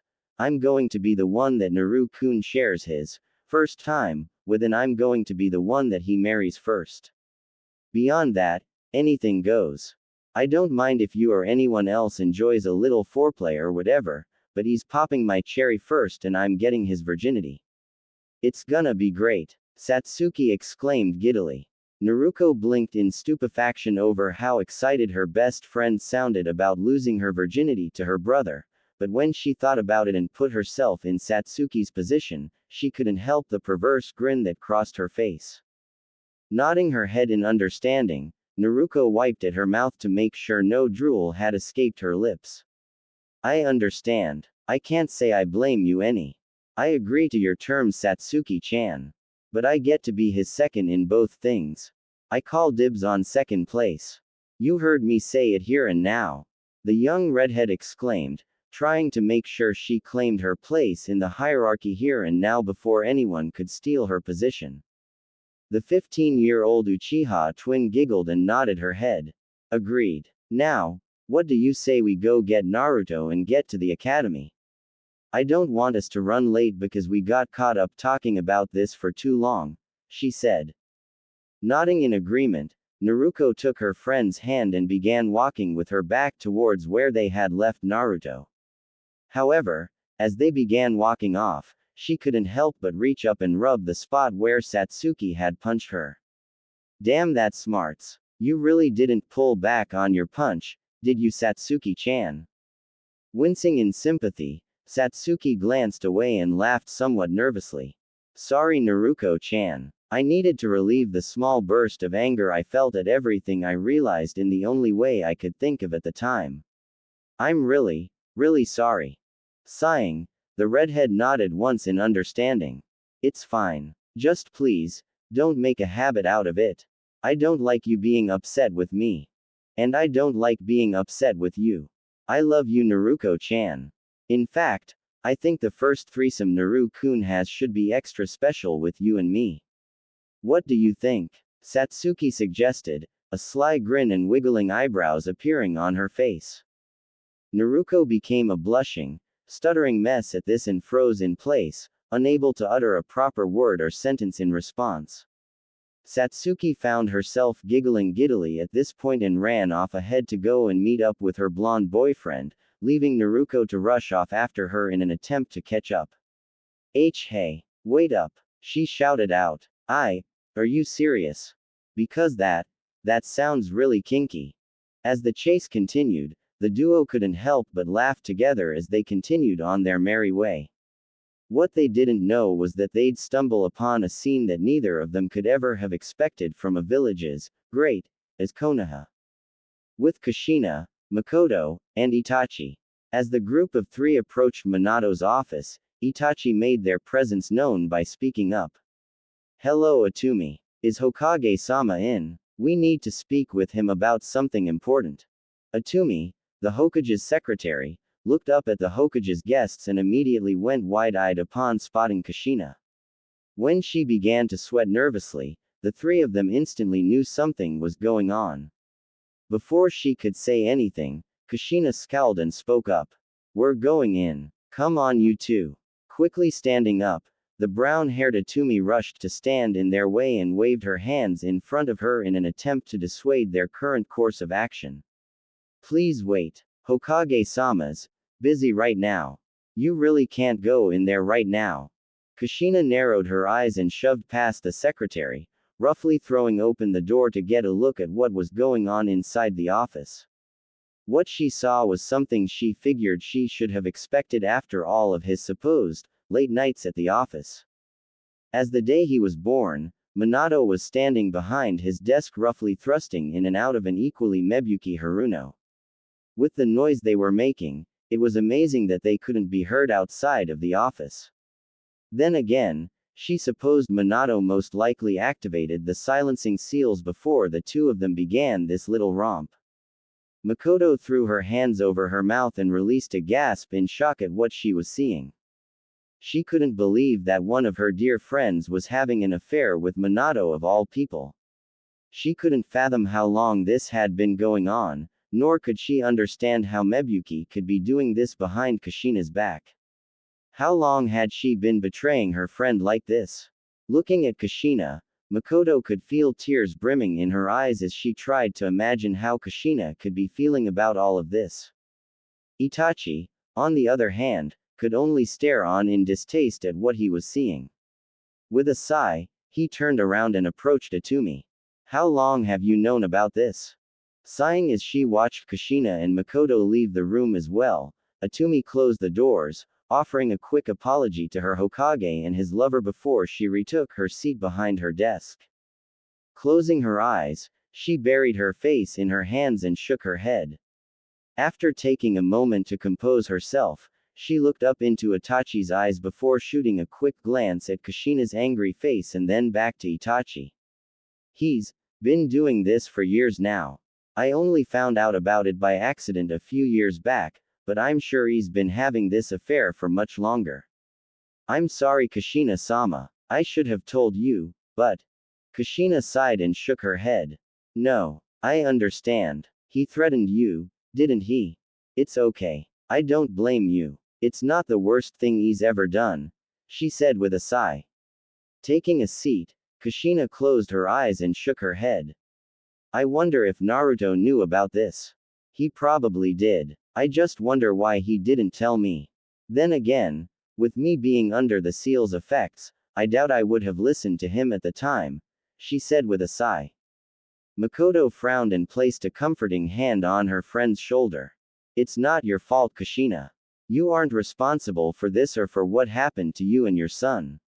Minato's the monster here, and as soon as he's done with that, we'll talk to him and be over with all of this. Hopefully we won't have to deal with him too much after that. Itachi frowned and shook his head. I wouldn't be too sure. He is the Hokage and can call on us for a variety of reasons at any time. Hopefully he will leave you alone, Kushina-sama, but there's always a chance something could happen in the future. So always be prepared for anything, he advised. The lovely redhead sighed and nodded. I'll be careful, but right now I want to focus on my children and try to make sure they stay safe. I don't want to think about Minato and what he could potentially do to cause problems in the future. Nor do I want to think about how long he's been cheating on me with that whore in there. Some friend she turned out to be. Kushina growled out. It was at this moment that the door opened and Mebuki stepped out, fully dressed and looking slightly disheveled. She looked directly into Kushina's eyes for a moment before quickly hurrying away, unable to utter a word in either apology or explanation. When the group of three looked back into the office, they could see Minato adjusting his Hokage robes before casually motioning for the three of them to enter. Entering the office, they shut the doors behind themselves before approaching Minato's desk. Standing across from him, they stared across at him apathetically and waited for him to speak, deciding to let him get things started. 7 years. I assume you wanted to know how long we've been doing this behind your back. Well, there's your answer. Now, I assume you three are here for a reason other than to satisfy your curiosity about my affair. He questioned casually in a tone that clearly showed he didn't care what they thought about his affair with a married woman. Kushina looked like she had been struck by a rather harsh blow. Unable to stop herself, she spoke up. 7 years. You've been cheating on me for 7 years. And with Mebuki of all people. She was, my friend. What the hell were you thinking? Which one of you started it? Minato quirked an eyebrow as he stared at Kushina and shook his head. I don't really see how any of that is any of your business anymore, Kushina. You kicked me out of your house, remember? Besides, what does it matter? Her husband isn't satisfying her and our marriage has been up for years now. Even with that seal on you, it just wasn't enough to get what I wanted out of you. I needed to find it elsewhere, and Mebuki-chan gives me what I need. Now, tell me what you wanted. I don't have all day. Kushina snarled and clenched her fists tightly at her sides. She wanted nothing more than to lunge across his desk and strangle the smug bastard, but she knew it wouldn't get her anywhere but in trouble. So, reining in her temper, she took a deep breath and released it slowly in an effort to calm down. Once she felt sufficiently calmed, the beautiful redhead began to speak again. Makoto-chan and I came to file for divorce from Fugaku and you respectively. I assume there will be no objection from you about this. Minato sighed and nodded his head in acceptance as he reached within a drawer in his desk and pulled out some papers. I expected this. I already prepared everything in advance earlier. You won't have any objections from me, Kushina. I honestly just don't care anymore. I've been ready for this for years. I was really only staying with you out of obligation anyways, he admitted with a shrug of his shoulders. Before Kushina could say anything in response, Minato signed the papers in the proper spaces and shoved them across the desk. Turning to Makoto, he offered her a polite smile and decided to be courteous to her. As for you, I don't quite know what happened to warrant a divorce from Fugaku, but I feel it's safe to assume it's none of my business. It'll be up to you to convince him to sign these, but here you go, he said, shoving some papers across the desk to her as well. Makoto decided to be polite to Minato and offer up a small tidbit of information to sat Minato's curiosity as she signed where she needed to. It's complicated, Hokage-sama. Suffice it to say, our marriage has been a loveless one. I suppose you could say I've stayed with him out of obligation as well, mostly for my children. But what really cemented my decision to leave him is precisely because of my children. Nodding, Minato closed his eyes and released a breath. I never did like Fugaku's attitude. I'll admit I've done things others would view as despicable, but Fugaku's a genuine asshole. There have been times where I've wanted to have him thrown out of council meetings because of his attitude, but he hasn't stepped out of line enough to warrant such a thing. You have my sympathies for having to deal with such a creature for so long, Makoto. Blinking in shock at this, the raven-haired woman nodded in thanks to her Hokage and offered him a polite smile. Thank you, Hokage-sama. I appreciate that. I'm just disappointed that he's managed to turn my son Sasuke into a mini Fugaku. Sadly, there's nothing I can do to save him from such a path. Sasuke has made his choice and I have to accept that now. While Makoto and Minato talked, Kushina couldn't help but stew. How could Minato speak so casually and kindly with Makoto while being such an asshole with her? It just wasn't right. Saying such things to her really pissed her off. But, she realized, he was just trying to get under her skin. Taking in a deep breath, she released it slowly and signed the divorce papers where needed. After doing so, she shoved the papers back across the desk to Minato and spoke up to get his attention. Here, Minato. Is this all you needed to finalize the divorce? Stopping his conversation with Makoto, the blonde Hokage turned his attention to the divorce papers and examined them to make sure everything was in order. This is everything I need. And you don't need to worry, I won't challenge you for custody of the kids. They're yours, Kushina, Minato said as he stamped the papers and called for Atumi to come and take them away to be filed. Kushina was a little surprised by that, but nodded her head in thanks. Thank you. But, why? Minato sighed and shook his head before reaching up and covering his eyes. You should know by now that I don't care about Naruto. I do care for Naruko, but she's closer to you. I know that she doesn't want anything to do with me anymore. So I just don't see a point in fighting with you for custody over either of them. Nor do I need visitation rights. I can have more children in the future, so I don't mind. So you can be happy with them, Kushina. I just plain don't care.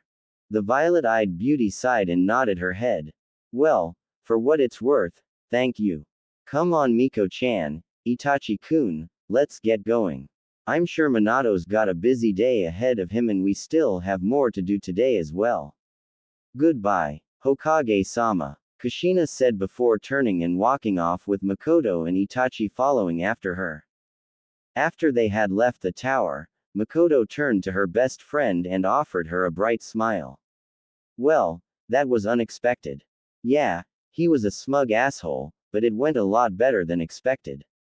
I suppose now would be a good time to go and get Fugaku to sign these divorce papers. What are you going to do, Kushina-chan? Kushina sighed and shook her head. I'm not sure. I'd like to spend more time with you, Miko-chan, but I'm not allowed in the Uchiha compound anymore. So I suppose I can wait for you at Ramen Ichiraku. Would that be okay? The ex-matriarch of the Uchiha clan nodded her head and hugged her friend close.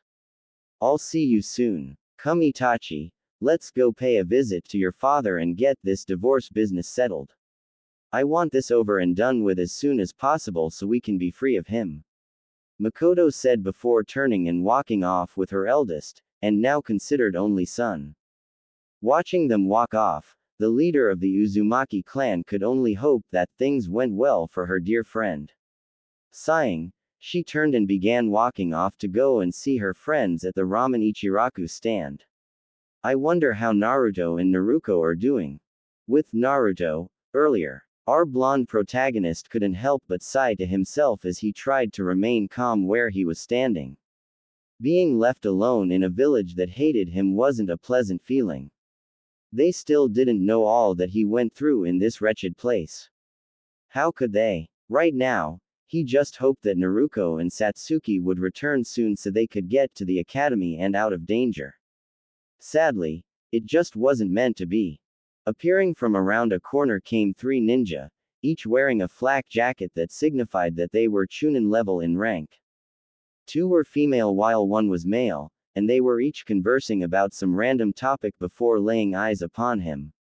When they did, and they noticed that he was all by his lonesome, the male of the group gained a sadistic gleam in his eye and a smirk on his face. Well, well, what do we have here?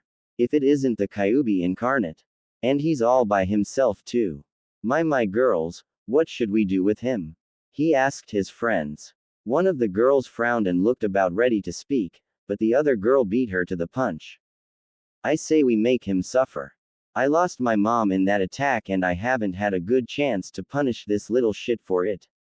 I've heard so many stories from people about how they've pounded him real good, but not me yet. I'm amazed he's still alive.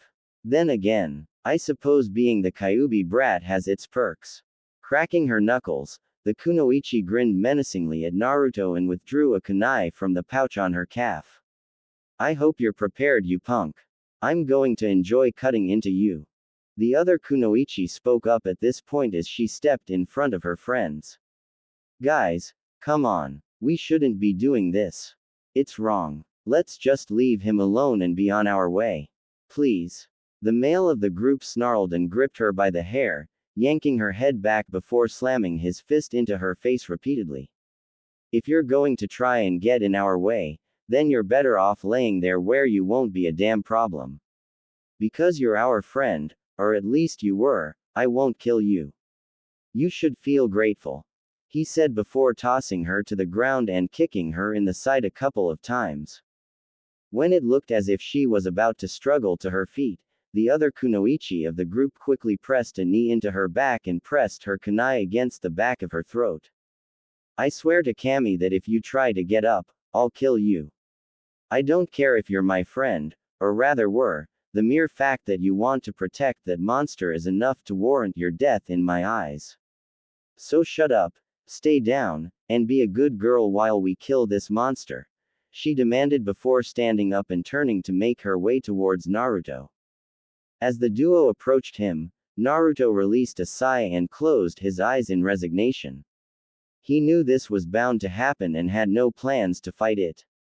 Fighting it never ended well and just made things worse for him every time. It was best to just let things be and wait for them to get bored usually.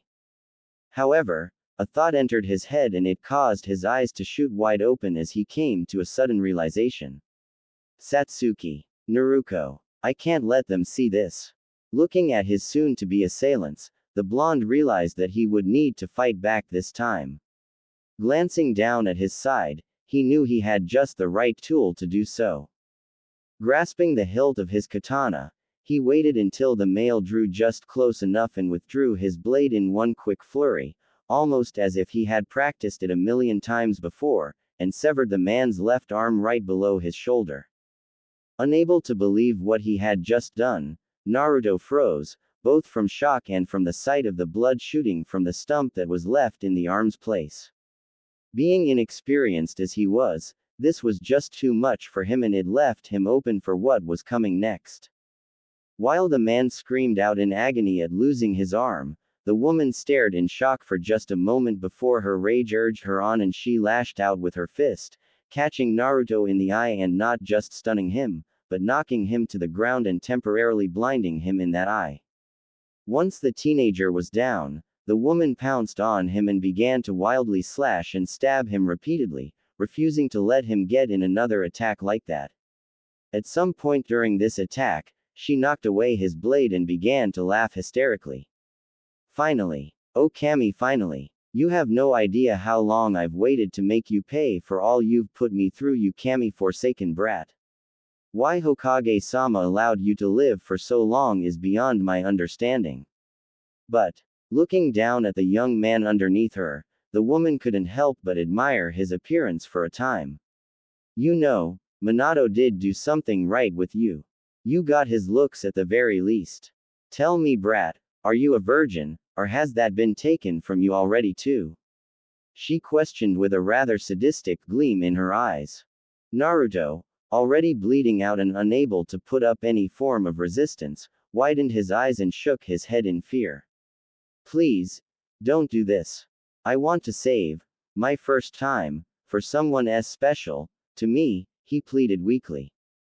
Smiling brightly to herself, the woman quickly performed a medical technique to patch Naruto up just enough so he wouldn't bleed out on her and leaned down until her lips were just centimeters from his. Don't worry, Kyuubi, I promise you're going to enjoy every second of this. After all, I'm not without compassion.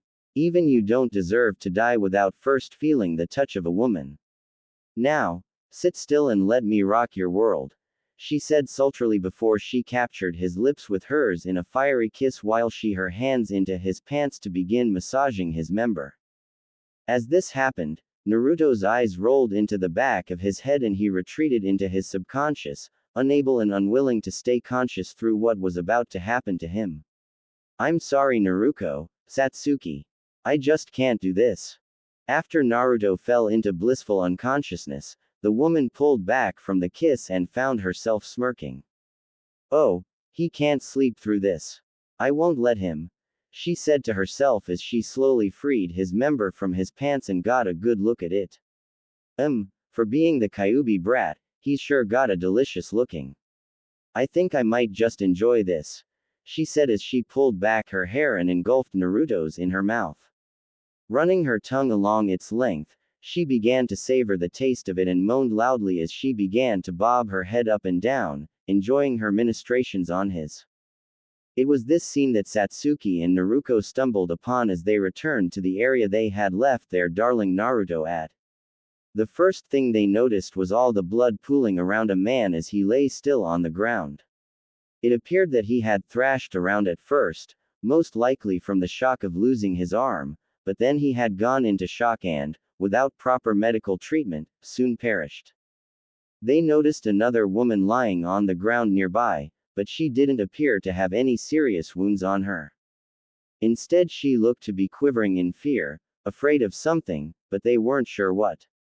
When she looked their way, she gave them an apologetic look before motioning with her hands and eyes towards something.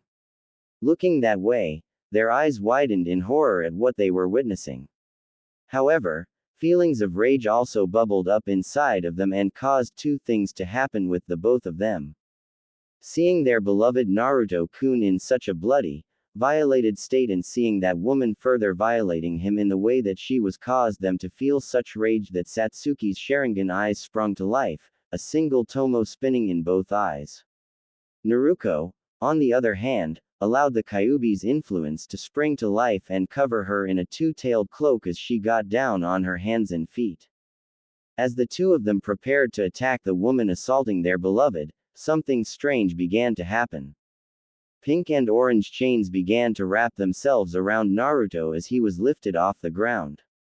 His wounds began to heal and the kunoichi that had been assaulting him was blown backwards and sent tumbling along the ground, end over end.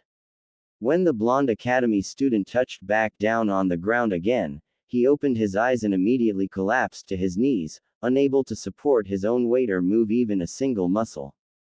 However, what happened next might be an even stranger occurrence than this.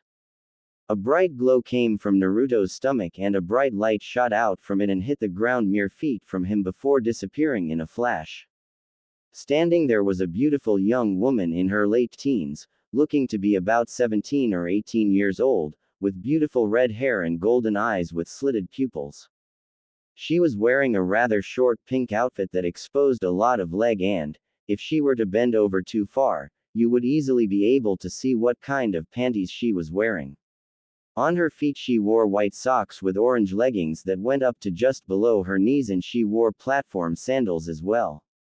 Something that everyone there noticed was that she carried a daisho set, in this case a dual pair of katana that, unknown to everyone there, were unusually colored. Turning around so she could face Naruto, the unknown woman walked over to Naruto and knelt down until she was face to face with him. Without speaking a word to him, she gently tucked his penis back into his pants and offered him a sultry smirk. There you go. Wouldn't want to leave that hanging out, now would we, Naruto-kun? Leaning in, she placed a light kiss upon his lips and licked his lips afterwards, just to tease him a little. Tasty. Now, what do you say you leave this bitch to me? I'll make her suffer for daring to lay a hand on you, my darling. Earlier, Naruto's mindscape. As Naruto opened his eyes, he didn't expect to appear inside of the sewer that was his mindscape. Looking around, he could see the water up to his knees and knew that it was bad. It had never been like this before, and he had been here a number of times before. However, he had yet to meet the Kyuubi after all these years. So he figured this would be just like all the other times and he'd be left on his own to suffer in misery just as usual. However, what he didn't expect was for the water to suddenly begin pulling him along by his feet in one direction in a sudden rush of speed. Screaming out as he was dragged along, Naruto flailed his arms about in an attempt to remain upright, barely able to keep himself from being dragged under the water. Eventually he came to a stop. When he did, he panted for breath and began to look around frantically, trying to figure out where the hell he was now. When he looked up, he saw the mighty Kyuubi staring down at him from behind its cage, the seal in plain view keeping it trapped behind the bars. Realizing that the Kyuubi must have brought him here, Naruto breathed out a sigh of relief and offered it a polite smile and a wave. Hi there. Sighing, the Kyuubi closed its eyes and smacked one of its paws against the cage. Why are you just giving up, Naruto? Are you really willing to just let that woman rape you like this? Shaking his head, the teenager frowned up at the Kyuubi and shook his head. I don't know what to do. I froze up when I cut off that man's arm, Naruto said ashamedly. I know I shouldn't have. I couldn't help it. I've never done something like that before and it's my first time seeing so much blood that wasn't my own. I just froze. She took advantage of my moment of weakness and knocked my blade away from me. And she wounded me so badly. What can I do? Sighing once again, the Kyuubi nodded its head and looked upwards at the ceiling for a moment before it came to a decision. Looking down at the young man before it, the beast began to glow a bright pink and began to shrink down until it stood at a height of 5 feet 8 inches and donned her human form. Approaching a gap in the bars, she reached out and tried to extend her arm out through the opening in the bars, only to flinch back when she received a rather nasty shock. Damn, Naruto, we need to talk, she said. Blinking in shock at what he was seeing, the 15-year-old approached the cage and looked the woman before him over with an appraising eye. When he was finished, he couldn't help the words that left his mouth. Wow, Kyuubi, you look beautiful. Unable to help herself, Kyuubi blushed prettily and turned her head, looking away from her container. Quietly, she mumbled out, thank you, Naruto. I mean that, but really, turning back to him, she reached out and held her hand palm out towards him, hoping he'd get the message. When he placed his palm against hers, she smiled and intertwined her fingers with his, giving his hand a gentle squeeze. We really need to talk, Naruto. My dear Naruto-kun. Nodding in response, Naruto listened raptly as the woman began to speak. My name is Jubei Yagayu. I have lived a very long time, Naruto-kun. I am what is known as a master samurai. My friends and I were cursed and transformed into the beasts you know these days as the Biju by the Sage of Six Paths a very long time ago. All we wanted was to be left alone in peace to live out our days as we wanted, but he felt we were too powerful to be left alone and needed to be dealt with in some manner. So, he used his precious ninshu, a power that was foreign to us at the time, and cursed us, transforming us into these wretched beasts. He isn't the kind man that everyone worships him as. Naruto was floored. The legendary sage of 6 paths was a monster that cursed a group of innocent people simply for existing. Exclamation mark. Who the did he think he was to get away with something like that? What kind of asshole did you have to be to even do something like that anyways?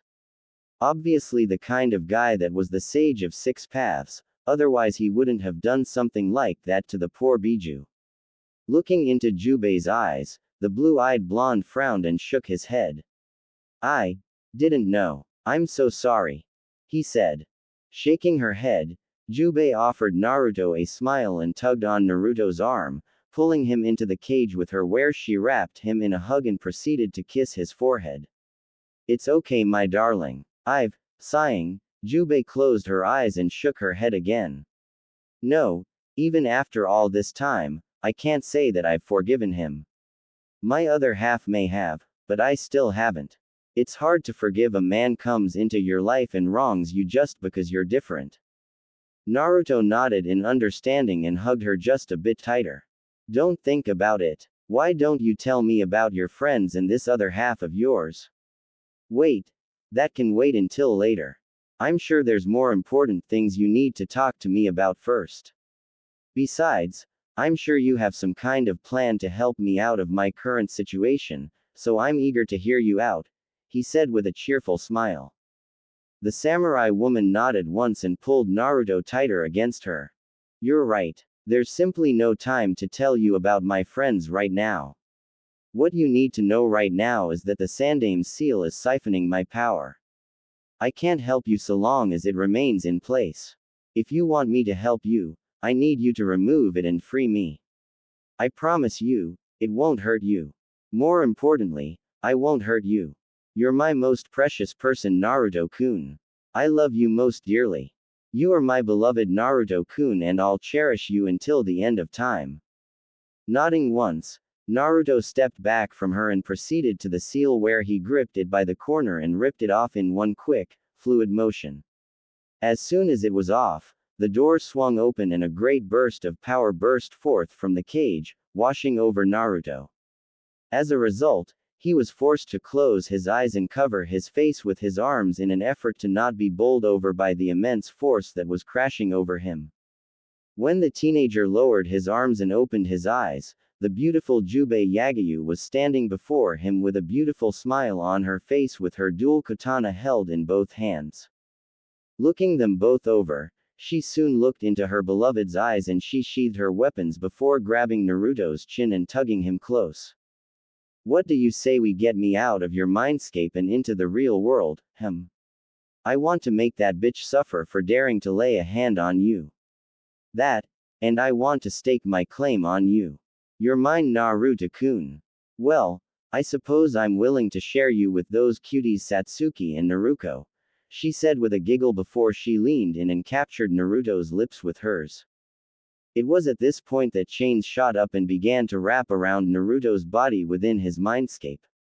At the same time, Jubei's body began to vanish from the mindscape while the seal on Naruto's stomach began to glow. Present time, outside the seal. Looking himself over, Naruto couldn't help but question what was going on. Struggling to lift his head, he looked into Jubei's eyes and offered her a crooked smile. Jubei-chan, what the heck is going on here? What's with these chains? Why can't I move? Sighing, the beautiful master samurai leaned in and pressed her lips to his again before running her fingers through his hair gently. My previous master encountered the same thing at first. His name was Manikira and the very same chains bound him every time we kissed to bring out my power. The secret to overcoming these chains was for him to become stronger. So, my darling Naruto-kun, all you need to do is train and become stronger. With time, you will no longer be bound by these chains when we kiss. I promise. Nodding his head in understanding, Naruto looked over his shoulder at the kunoichi as she struggled to her feet and pointed at them. What the is going on here? Who is she and why the is she getting in my way? Sighing again, Jubei Yagayu rose to her feet and turned around to face the annoyance. My name is Jubei Yagayu and I am your soon-to-be executioner. After what you tried to do to my darling, you can't be allowed to live. With a twinkle in one of her golden eyes, Jubei placed her hands upon the hilts of her blades and, before the kunoichi could react, disappeared. In a blur of speed, Jubei was behind her and was already sheathing her katanas. Once they were fully sheathed, the kunoichi fell apart into 4 separate pieces, blood pooling on the ground where she fell. When Jubei turned to return to Naruto's side, she saw Satsuki and Naruto kneeling beside him, checking to make sure he was okay. After the chains receded and they were sure he was alright again, they turned to Jubei and pouted at her. Naruto spoke up to voice their thoughts. No fair whoever you are. Satsuki-chan and I wanted to do that. Giggling, Jubei nodded her head in understanding and reached out to pat Naruto on the cheek. I'm sure you could have too. However, it's been years since I've been able to stretch my legs and that bitch hurt my darling Naruto-kun. Seeing how the 2 girls were looking at her now, the redhead sighed and held up a hand before they could say anything. We can talk about it later. Right now, you 3 need to get to class. Before anyone could say anything, a quartet of Anbu appeared surrounding them and the leader stepped forward with a hand on the hilt of his blade. I'm afraid you 4 aren't going anywhere. You're going to need to come with us. Wait. The remaining Chunin kunoichi shouted as she quickly rose to her feet. If you're taking them before the Hokage and the council, then please bring me along as well. I was witness to the entire thing. They'll need an unbiased account of everything that transpired here, she stated, hoping they would heed her words and bring her along. Nodding his head in understanding, the lead Anbu, a man with gravity-defying silver hair, turned to face her. Alright, we'll bring you along.